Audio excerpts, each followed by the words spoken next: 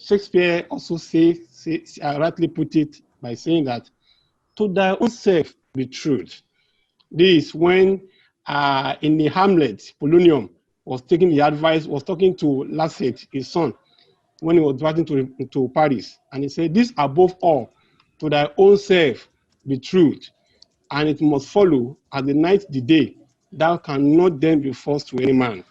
And a French writer, Jean-Baptiste Alphonse, in 1849 also says, the more things change, the more they remain the same, they stay the same. Now, the background I've given here is that we have had so many challenges, and by human nature, challenges will always come. Challenges will always come. Preparing for those challenges, responding to it, it is the way man has survived all the adversity that man has ever played through. And now we have come to another issue, which is about COVID-19. And the question is, how do we survive it? Now, let me quickly say something. Education, COVID-19 has taught us that education is no longer restricted. Learning and education is no longer restricted to classroom. That learning and education must go beyond classroom.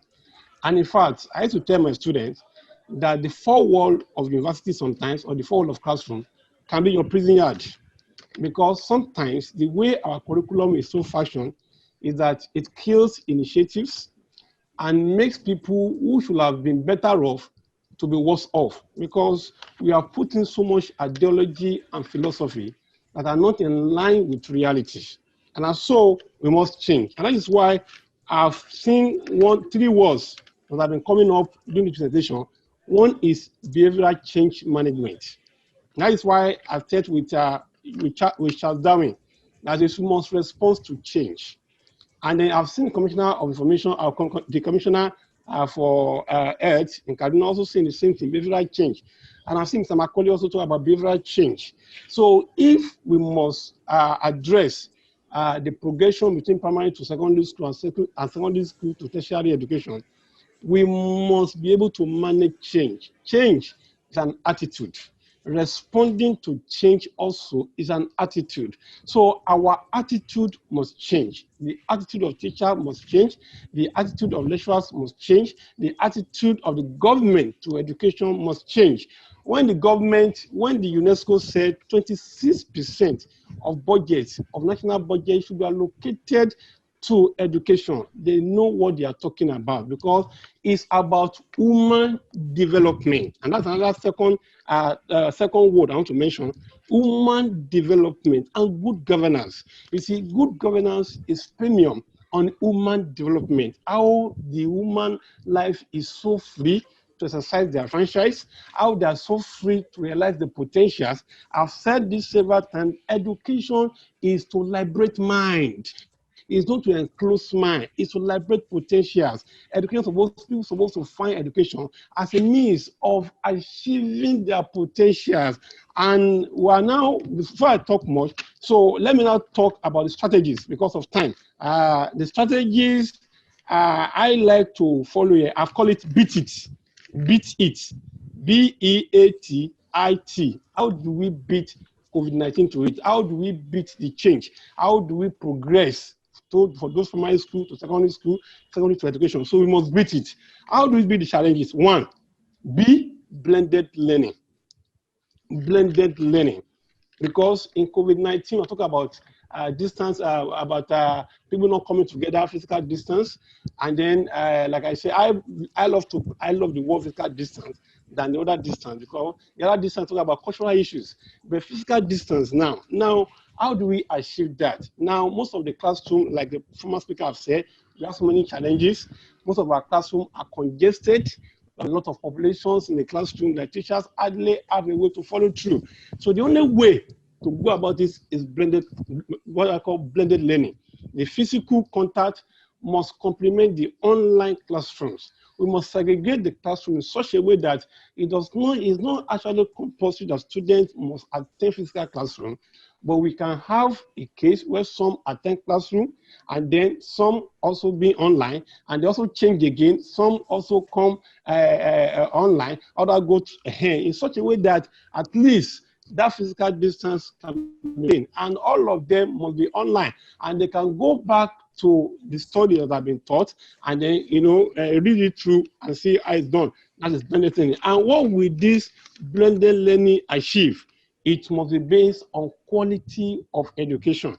Now, before I forget, I see a lot of resources being channeled towards COVID-19, towards basic, whatever they call it. But the truth about it is that the question is, how much of these resources, how much of this money was channeled to empower education? How much of this money was channeled to build infrastructures? How much of this money was channeled to provide ICT that can implement online training? The teachers could have been in the school, the students could have been at home. If there's a good ICT, they could have been interacting while the children are in school. What I see is television that there's no lights most of the time. The student doesn't get to watch it. And then if there is light sometimes, there's so many distractions. So if that method, if the infrastructure, if UNESCO the combination has been adhered to, and the government has spent 26% of budget on education, won't have been in this state we are in. And that is why I'll go back to the word of Shakespeare: to thyself be true, to thyself be true. That is one strategy. Strategy is empowerment. How do we empower? We need to empower people through digital literacy. Digital literacy is a component of media literacy. And what does it teach? Most of these students they know how to use computer, it is true. They know how to use all these social media. But when it comes to using it for productive enterprise, they are found wanting. When it comes to using it for engagement, educational engagement, they are found wanting. When it comes to using it to learn and to do what we are doing right now, they are found wanting. So we need to have a digital literacy. We need to teach the students how to use this information, how to use these devices profitably, how to use it in a form of that will give us a kind of quality education. Because one of the fear of people is that when it goes to online, the quality is not there, but there could be a policy towards that effect to ensure quality. So empowerment will bring, and this empowerment should be channeled towards this direction: independent learning. I tell people that the kind of education that we are giving in Africa is based on 1886 balkanization of Africa in Germany, where we are taught how to read and write, but never to think. And the same thing is happening in our school system, where students doesn't have a free will to ask questions, where the teachers or the so-called lecturer are the kings and lawmakers. Nobody talks, they know everything. It shouldn't be. It should be a form of participatory. It should be a form of independent learning. Let the student go and interact with information. And that is what media and information literacy is talking about.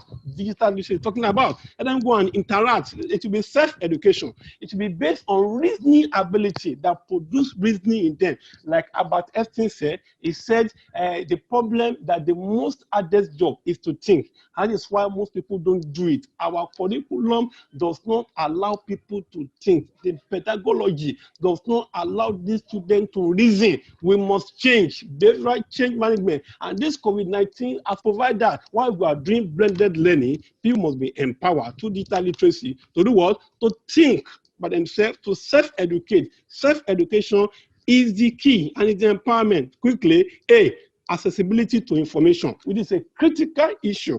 People must have access to information, and this is also provided by ICT. You see, the whole thing about this COVID-19 and education is that ICT must empower people, must give people access, and then this access to information is based on broadband issue, affordability and accessibility. Those technology must be affordable and they must be accessible, and this information must be there. And what will that provide for us? The end product of that is that they must democratize education. It is high time that education is democratized. It's high time that we give people information so that they can be able to be more profitable, so that they can have access to information. Information must be democratized for enhanced opportunities and for critical thinking. They must think critically, they must think through information. And that is what we must be doing to move these children forward. These children can, right now, they are at home right now, doesn't stop them from still writing their way. I think we have what they call homeschooling before, where people school from home. So if we have ICT, we have blended learning, we have empowerment, and then they can see that they can access information, quality information very well, and then there's no point stopping them from doing critical thinking with it. Without wasting time, let me go to T. T means training. And last speaker have mentioned that the human capacity. You see, ladies and gentlemen, we can build mansions, we can build railway, we can build all manner of things. But who are the people that will use it?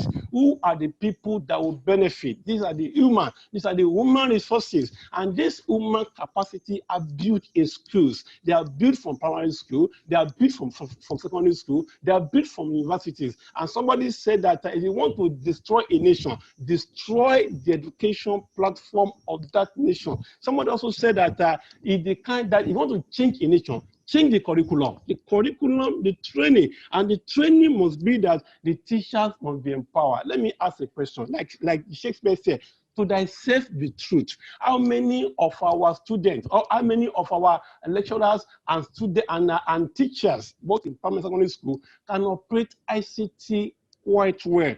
How many of them can use it? How many can use multimedia to teach? Are they trained that way? They're not trained that way. If the government wanted to approach the strategy that we do right now is training and retraining. If we train them very well, and they will train them and they are empowered, they also be free, because ICT frees you when you engage people in blended learning, when you engage them in virtual learning. It gives you time to do other things. People can self-learn for themselves. You can put it on slide for them. You can empower them. You can do the video. But the question is, how many of them can do it? Some of our universities have so-called board, the ethical board, but can they use it? Is it functioning? Do they even have competency technical people who can do it? How many of those technical people are learned to do those things? These are issues. Training, the human capacity, the curriculum, the skill. This training must be tailored to skill acquisition for the students themselves. They must be trained. The lecturers also. I thought that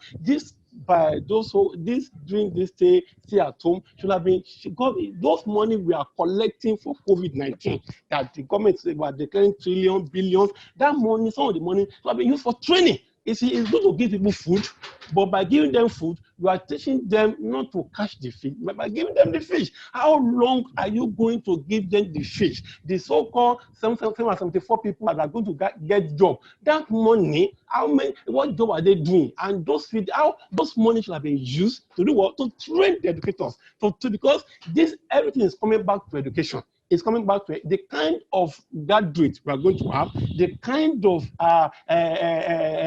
students we are going to, is the kind of leadership that the country will provide. And these same people who are going to make a change. Quickly, because of time. So infrastructure, this net is high now. Infrastructure and infrastructure. Now, infrastructure is the ICT component. Infrastructure is the content. People emphasize infrastructure. Infrastructure is good to emphasize that, but what of the infrastructure? What of the content? What of the information? What of the quality of the information within that infrastructure? Why are we not emphasizing that? And that promote, if we can get that right during this COVID-19 or after COVID-19, infrastructural based, with formidable infrastructure, you see, we'll be able to promote innovations and entrepreneurship. And I tell you something, you see, this whole setting about school, what does it promote? I've said it should liberate minds. It should promote entrepreneurship. You want to have teachers leader, business leader. That is why you see people getting out from school and are making big money. And those who are making big money, they are now challenging those who are in school that, okay, with all your school certificate, what have you achieved? And because we don't teach these students how to be entrepreneur, And this is the best time to do it, this COVID-19. These students who are at home right now, if we have a formidable ICT, blended learning, empowerment, accessibility training, they can be right at home and do wonderful things with their lives and do wonderful things with technology and be what? Entrepreneurs. And lastly, the issue of T, I said beat it. And the T is technological policies. We have had so many policies in this country. How effective are they? We have had so many policies in this country. How effective are they? But now I'm talking about technological policies. Policies that is measurable, policies that are practicable, policies that are that promote self-reliance. And for instance, I know that the government through NCC have what they call NEPS, New National Broadband Policy, 2020 to 2025. We have New National Broadband Policy, 2020 to 2025. We have NCC Strategic Management Plan, 2022 to 2024. Now, the question is this policy, how are they which part of it is addressing broadband? Which aspect of it is affecting education? Which part of it is affecting technical infrastructure in schools? Which part of it is addressing training, skills, empowerment? Which part of it, because if you can have broadband, you don't have electricity, or what use is it? I know that the technology, the Nigeria also have rural broadband policy. That is, that the rural areas, because of the commercial ventures of the so-called the carrier, they don't want to go to rural area. The government has a policy to that effect. How have they been able to penetrate rural area so that the rural people also can enjoy what they call better learning? They can do virtual training. They can be right there in the rural villages and access technology, and access education, and access quality education to make their life better. To finish up, I must say again, that education must equal access to information as a fundamental human right. Education is a fundamental human right. Let us prioritize it. The government must prioritize it. The government must fund it. The government must give attention to it. The government must make it suitable so that at the end, because it's going to affect all the gamut of other economy. Whether you talk about politics, the kind of product you have from university will determine the kind of politicians you are going to have, the kind of reasoning, the kind of people gathered from the school, will put the kind of teachers you are going to have, with the kind of quality you are going to talk about, the kind of policy maker you are going to have. So when you have people, when education is not given attention to, then it's going to do what? Have effect on other areas of the economy. Ladies and gentlemen, let me just end up by coming back to Shakespeare, which says, "To thyself be truth, to thyself be truth. This above for thy own self be truth, and it must follow as the night the day.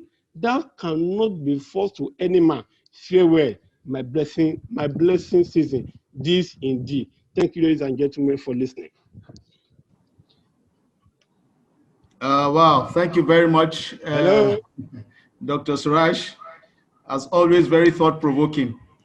Dr. Suraj has left us with some very key questions that will help us to come to terms with the reality of our situation, especially during COVID-19, the COVID-19 pandemic, and moving forward, particularly regarding information and access. I'm happy you mentioned media and information literacy, which is a very key concept that is not new, but has not been accepted much within our body policy.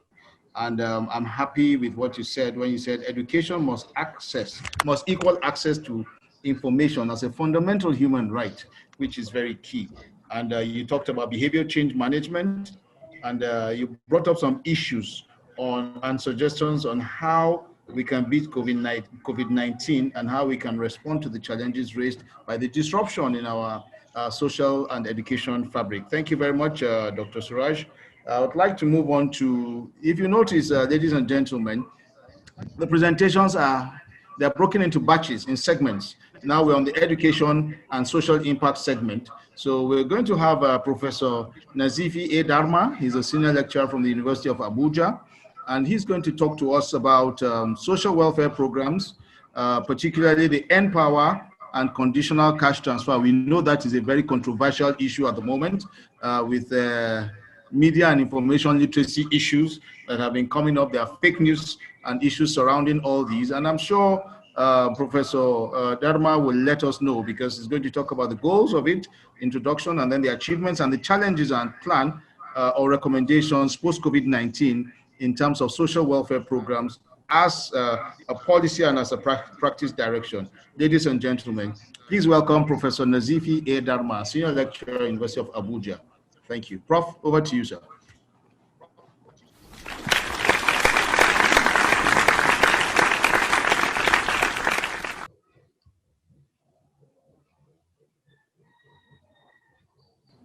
Prof, and then if we have any questions for Dr. Suraj on what he has said, please just type it in the chat box and we'll bring it up and he will be glad to answer. And anybody else that has any thoughts about what he's just presented or any of the presentations so far should please let us know while we're waiting for Professor Nazifi to come on. Okay, Prof is on now. Over to you, Prof. Thank you very much, Zubair and colleagues. Good afternoon once more. Let me also join others in thanking you for finding me worthy to be part of this a very important and thought-provoking conversation. From the beginning of the discussion, I was able to learn much about what other speakers have said, and I think it is important to sustain this kind of conversation in the context of this COVID-19, so that at the end of the day, our developmental aspirations and then discussions will continue in an unhindered manner. I don't have a formal presentation to make, but I will go straight to the issues.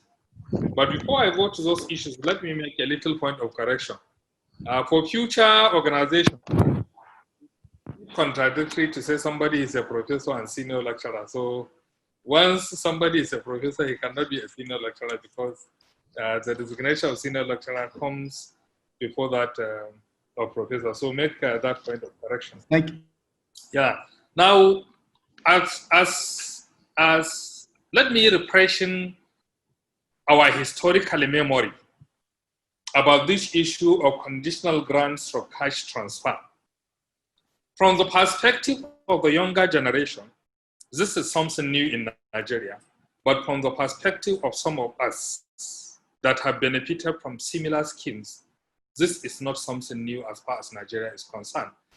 For those of us that are old enough in my generation, during the Second Republic, our governor, or my governor, Alhaji Abubakar Rimi, may Allah have mercy on his soul, introduced a conditional cash transfer program in the year 1980 as a way of stimulating and enhancing secondary school attendance in Kano State. During that time, when the value of Naira is just 70 kobo to $1, we were given 9 Naira 50 kobo monthly as like a conditional cash transfer, and any absenteeism from attending school will be deducted on a pro rata basis based on the number of absenteeism. So if you absent yourself for 10 times, the total amount, 9 Naira 50 kobo, will be divided by 20 working days, and then the number of times you absent will be deducted. So that provides a very, very important financial and moral booster for most of us that are in secondary school those days to continue attending school because of that financial inducement. And they were very foresighted in the sense that for those of us that were privileged to be enrolled in private school, what the government did was to go and have interview and then give us like a scholarship supplementation based on the school fees that I pay. I attended Amin Kano Commercial College, the first private community-based school in northern Nigeria. My school fees in 1980 was 250 Naira, which in present day is over $500 per term. And the Kano State government gave me a scholarship and it was reduced to 63 Naira. So just to refreshing your memory, conditional cash transfer and the conditional grants are not new in Nigeria. They have and institutional memory back to the Second Republic in the 1980s. Now, coming back to the present Empower program and the conditional cash share transfer, if you look at all the documents set out by the government, the clearly defined objective of those conditional cash transfers and Empower is to, one, reduce absolute poverty, because based on all the statistics, figures, and surveys undertaken, Nigeria happens to be one of the poorest countries. In fact, some few years ago, it was the headquarters of poverty in the world, having the largest proportion of people living below the poverty line. So one of the key objectives is to reduce poverty. And for the Empower program in particular, the key objective is to reduce the suffering associated with unemployment, and therefore providing also a basis for engaging the young people, whether they are graduate or non-graduate, to find something sustainable doing for a period of 2 years, so that they can have a stable income and therefore reduce the predicament associated with unemployment. And then the cash transfer component, particularly being targeted at specific households in order to promote them sending their children to school, and then the market men and women as a source of empowerment. They are all tended toward reducing absolute poverty and also repleting the economy by injecting resources and therefore providing a basis for economic stimulation. Now, as far as achievements of the programs are concerned, I am not in a position to say whether they have achieved in line with the objectives or they have failed. Certainly, there are some achievements and there are also some failures. Now, achievements in the sense that for the preponderantly visible beneficiaries, we have seen what they have got, we have seen the level of enrollment, state by state, particularly the Empower. Of course, there are challenges relating to timely payment and even the adequacy of payment and otherwise. We have also seen pictorial evidences of market women receiving the conditional cash transfer by Mr. Vice President and other governmental appointees. Of course, there are arguments and counter-arguments from some quarters as to the reach of the beneficiaries in terms of the whole federation. Of course, if, for example, the office have commissioned an independent monitoring and evaluation specialist to undertake a thorough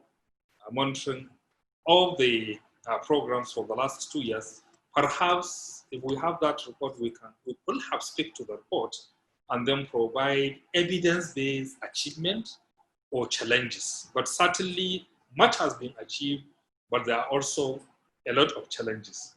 Now, the fundamental question to ask is, in a country with a population of over 200 million, with over 23.7% of the population unemployed, approximately over 40 million able-bodied Nigerians not finding any work to do, with a population expansion rate of approximately 3%, meaning every year we are giving birth to additional 5,437,000 people to feed. Can the contextual framework of the existing Empower Unconditional Grant Scheme provide a basis for poverty alleviation and sustainable livelihood to the poor that are beneficiaries and the potential new entrants into the labor market in line with our growing population and our existing poverty rates? Now, these are very, very difficult questions that I may not be able to find answer to, but I am raising them in order to prep our thinking caps to see the socio-economic challenges our country is facing and what alternatives we need to do or we need to provide in order to address those challenges.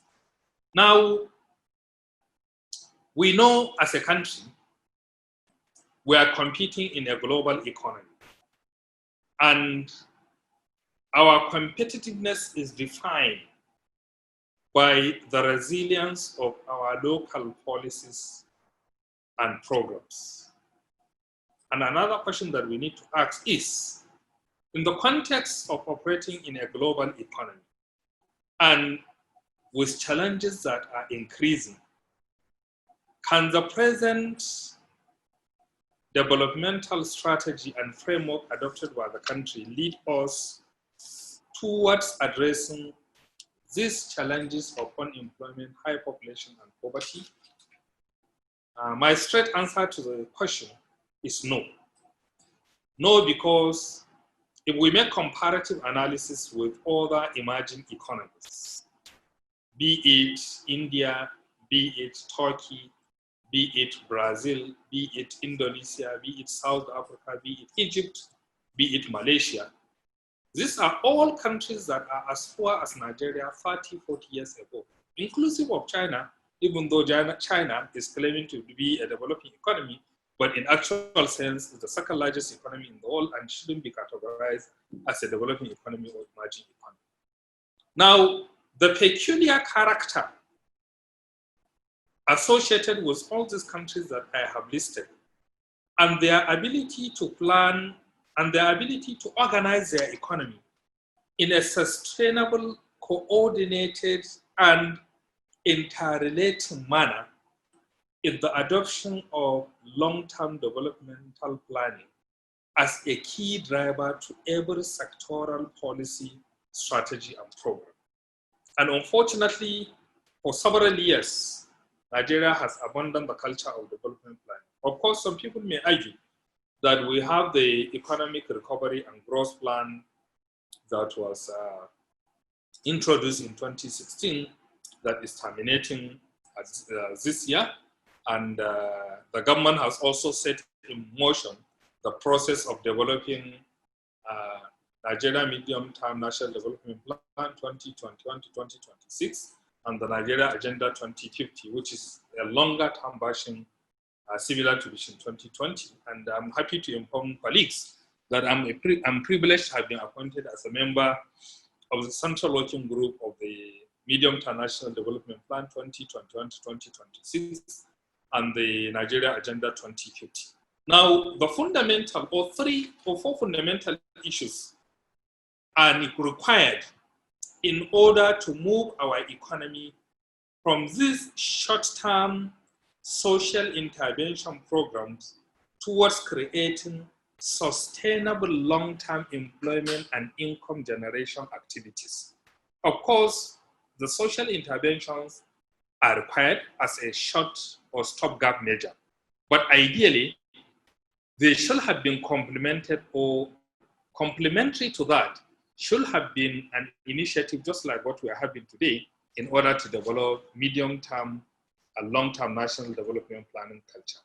Now, four important issues are key for any developmental plan to provide the needed drive and attain the economic transformation that will create long-term, high-income and sustainable employment generation activities and income that will insulate a significant proportion of our population from absolute poverty into lower or middle-level income position. Number one is the need to encapsulate within the National Development Plan, which I promise you that I will do my utmost best to do, of an industrial policy. For those of us that within my generation or older, they knew that in the 60s and 70s, in the cities of Kano, in Ibadan, in Lagos, we have more functioning industries then than we have today. And as citizens of a country with sovereignty and with a population that is growing, with the demand and consumption increasing, we cannot continue to rely on importation as it is today and think that we can achieve any sustainable level of development. For those that knew what Kakuri industrial area is, the number of thriving textile industries there, knew that over 150,000 gainful employment was lost in that Kakuri industrial area alone, simply because myself, you, and all other elites, we are using imported fabrics, just like what I'm wearing now. It's imported, it's not made in Nigeria. And that shouldn't be so. That shouldn't be so.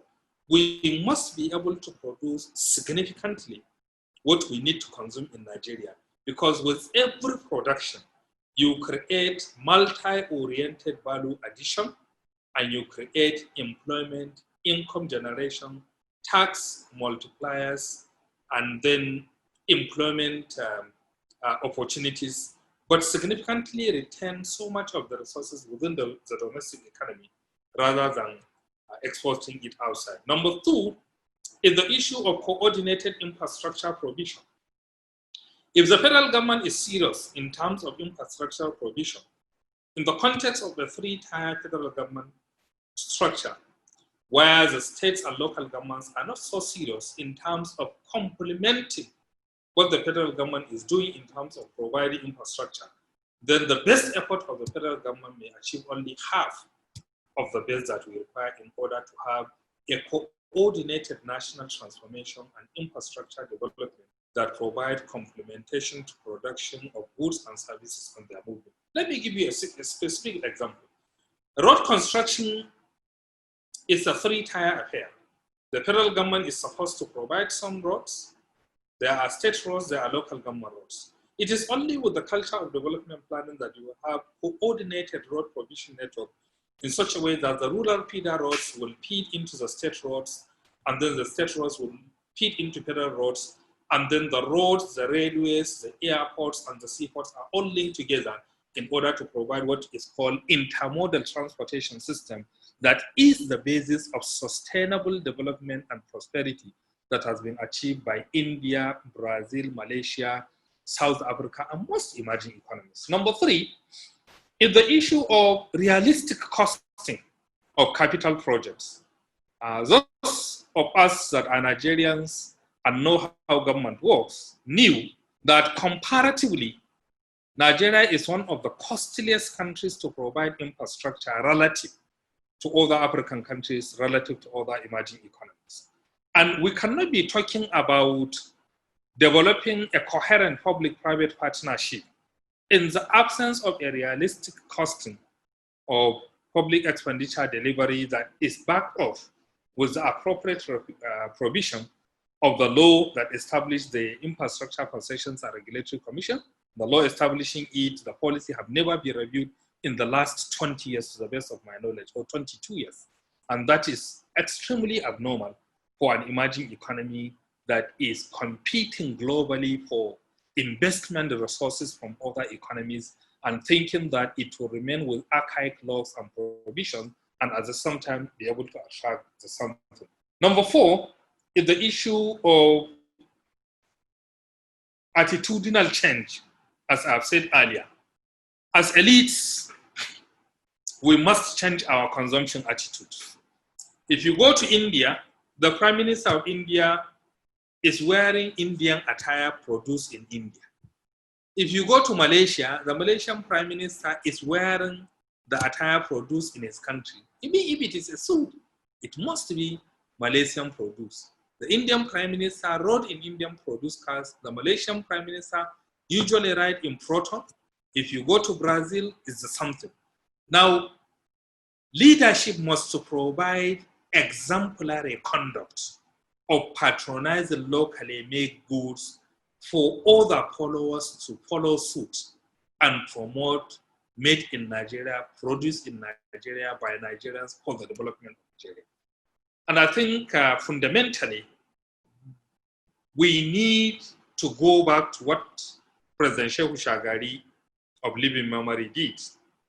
After his re-election in 1983, he established what is called Ministry of National Orientation. If in 1983, which is 37 years ago, we need a Ministry for National Orientation in order to change our attitude, values, and orientation, particularly consumption-oriented. I think this is the time that we need that ministry now more than in 1983, which is 37 years ago, when, as at that time, there are subsisting and operational production structures and industries, and a significant proportion of what we consume in Nigeria, at least to the best of my knowledge in terms of clothing, are actually produced in Nigeria relative to what we have today. So we need a full-fledged Ministry of National Reorientation at the federal level and at all state level. But importantly, our leaders, from Mr. President, ministers, governors, National Assembly members, we the elites, we must start patronizing what is made in Nigeria in order to promote production in Nigeria so as to retain resources within Nigeria, promote employment for Nigerians, and generate income for Nigeria and for Nigeria's prosperity. Thank you very much.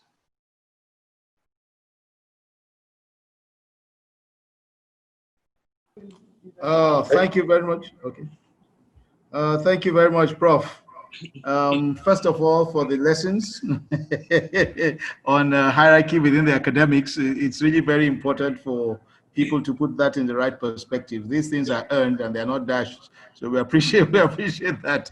And how I wish we could have you on national television so that you can expand very much on these issues that you have brought up. And we thank you so very much for bringing up the historical perspective, which was very important for us to know that there's nothing really new when it comes to human development issues. It's just a case of the political will, and then it's a case of acceptability and embedding it in the community, which tends to be a social marketing issue. And I personally know that I have been much further enlightened, and I'd really like to go through your presentation in depth later on and see how we can expand on publicizing it within the mixed media, as Dr. Suraj earlier mentioned during his presentation. I'm just going to look into the chat box now, and let me see if there are any questions for you, since we already have two presentations before we go on to Dr. Aisha Abdullahi Buba. Okay, let me see quickly. Yes. Okay, there are no questions at the moment. So what we will do is we will go on to Aisha Abdullahi Buba. And so in between that, we will have questions that will come in, and then we still have a segment of questions and answers. We've been trying to get a hold of Ms. Munedi, the managing partner of China Consulting, who's supposed to have a presentation. Want to suspect that it might be a network issue, and the management of BKDF have been trying to get to find out first if she's okay, and then secondly if she's still able to make a presentation. But if she's not able to make a presentation, rest assured that on the website all the presentations will be uploaded with the recordings of this meeting, and so that we can push the conversation further. At this point in time, we would like to invite Aisha Abdullahi Buba. She's a psychological services and consultant. She's into psychological services and consultancy using her profile here. And she's going to talk to us about mental health issues, because in all of this, looking at the challenges that COVID-19 has brought up, one of the key issues has been that of sexual and gender-based violence, intimate partner violence, and so many other very antisocial issues that have come up because of the pressure. We have lockdown, we have so many other issues, loss of income. The whole thing just went summatomely in that phrase. And so we hope that Aisha Abdullahi Buba will give us some light in that on the topic access to mental health services, social and economic pressures arising from COVID-19 movement restrictions and social distancing. Thank you very much. Hadia, over to you. Thank you.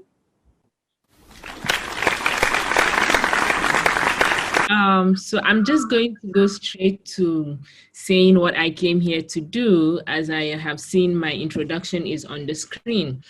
So I'm a psychologist and I've been practicing for over 6 years here in Nigeria. And I have to tell you, mental health is still a baby field in Nigeria. Not to say that mental health issues are baby issues in Nigeria. As long as we are humans, everybody has mental health as much as they have physical health, just that the access to care and the awareness is still at baby stage in Nigeria. And before I proceed much, I'm just going to talk a little bit about what mental health is for the benefit of those of us who haven't really been exposed much with it, and how mental health has been impacted by this COVID-19 and is currently still being impacted.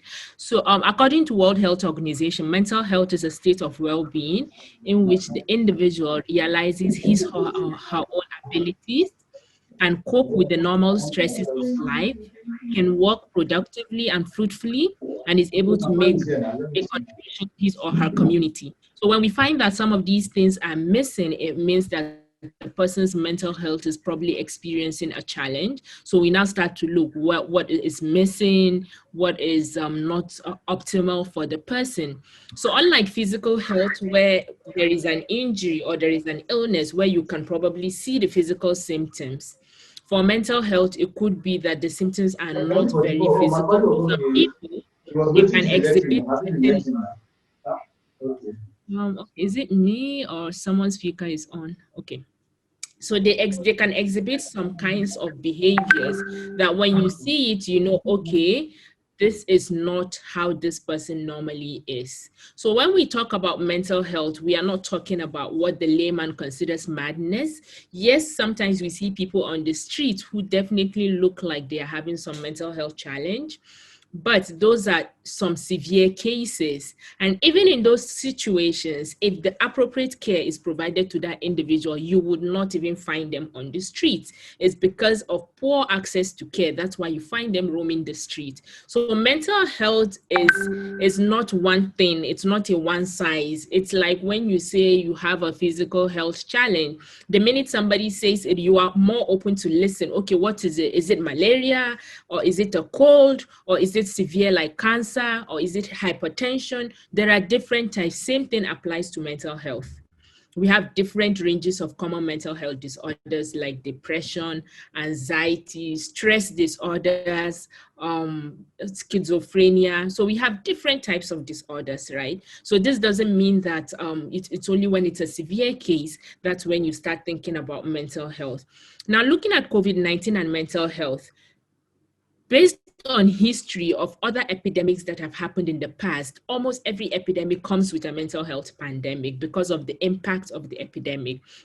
Now with COVID-19, we can say it came suddenly because everybody heard something going on in China. The next thing we knew, it was the whole world. And the next thing we knew, there was lockdown all over the place, unprepared lockdown. Now looking at Nigeria, my senior colleagues who have mentioned so many things about the structure, sustainable development in Nigeria, where we are at, we can already tell that there are quite a number of people who are already struggling, either financially, job-related, health-wise, and then suddenly this pandemic came with its changes.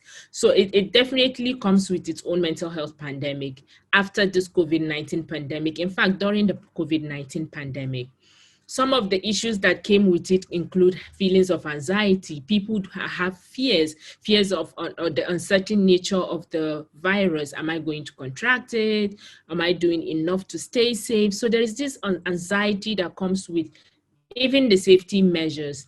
And then, of course, came lockdown. There is some people got stuck in lockdown alone. There is the loneliness that comes with it. There is the loss of income. There is the loss of social contact. Humans are social animals, and suddenly you have no contact with anybody. And there is also loss. We have lost a lot of lives in this, in fighting against this pandemic. Some people have lost close relatives, colleagues, more than one person at a time. So there is also grief. So these are things that are related to mental health that go hand in hand with the pandemic. So COVID-19 is not in isolation of mental health. We already had existing mental health concerns, then the pandemic came. Now, looking at some bit of statistics, depression, according to World Health Organization, is the leading cause of disability globally, affecting over 264 million people. This was pre-pandemic, before the pandemic. Now, currently, with any data that's available, it's definitely going to go higher, because those who were already depressed didn't just go away. And then we are going to experience more people who are going to start showing symptoms of depression because of the nature of the pandemic. Now, looking at Nigeria itself, Nigeria, like I said, was already struggling with mental health, then struggling with awareness, struggling with service provision. Currently, as at the last time in 2015, according to World Health Organization, more than 7 million Nigerians suffer from depression. That's 2015. So much has happened between 2015 and 2020. And then COVID-19 came. That's a lot. And in Nigeria, an estimated 20 to 30% of our population are believed to suffer from a mental health disorder. This was pre-COVID-19 pandemic. It's a different ball game now, looking at the pandemic and post the pandemic. Around 3.3% of the national health budget goes to mental health. Just 3.3% of our national budget goes to mental health. That's quite inefficient, even for any country, even for countries that do not have high cases of mental health issues, which isn't even possible.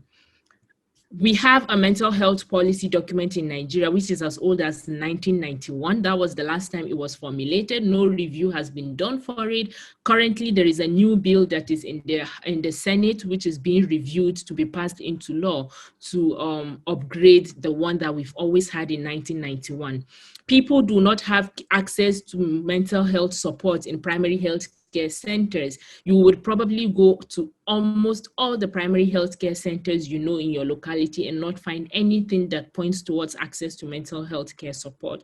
So these are all challenges that we already had with mental health services in this country. And then we have quite a few centers. We have some neuropsychiatric hospitals here and there, but all in all, they're not even up to 10. In Nigeria, we have like 200 psychiatrists, with some still leaving the country, and then 200 psychiatrists to over 200 million population. And when you look at practicing psychologists, we probably even have less than that.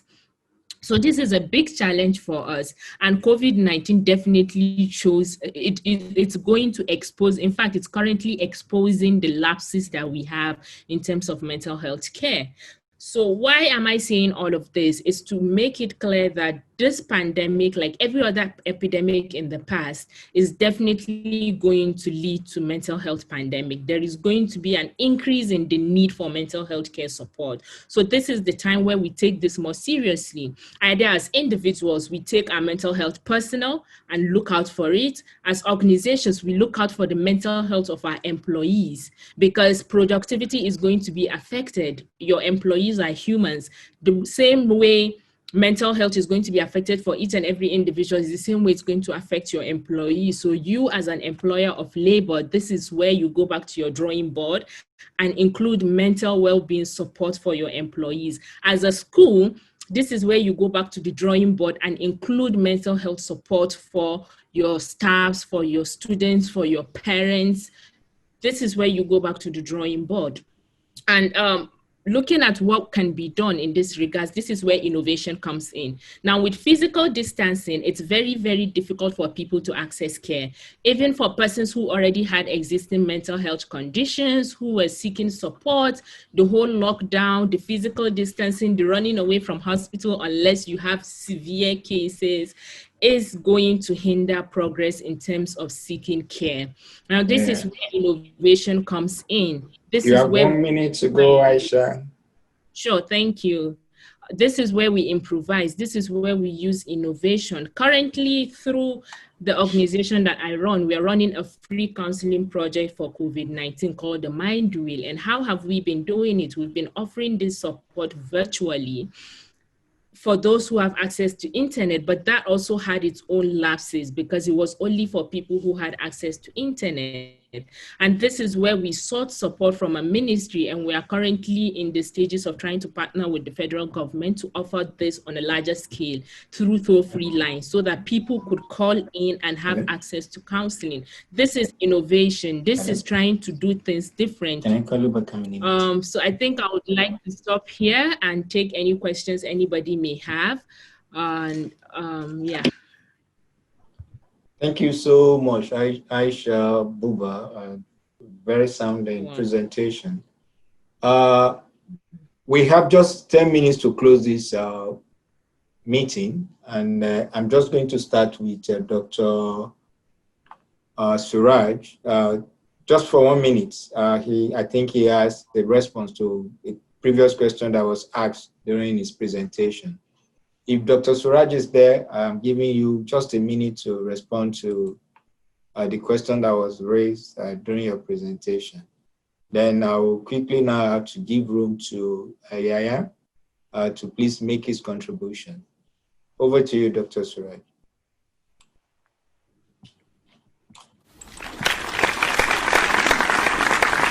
To Aisha, is there existing measure for improving the mental health of workers that could be adopted? Aisha, just 1 minute response, please.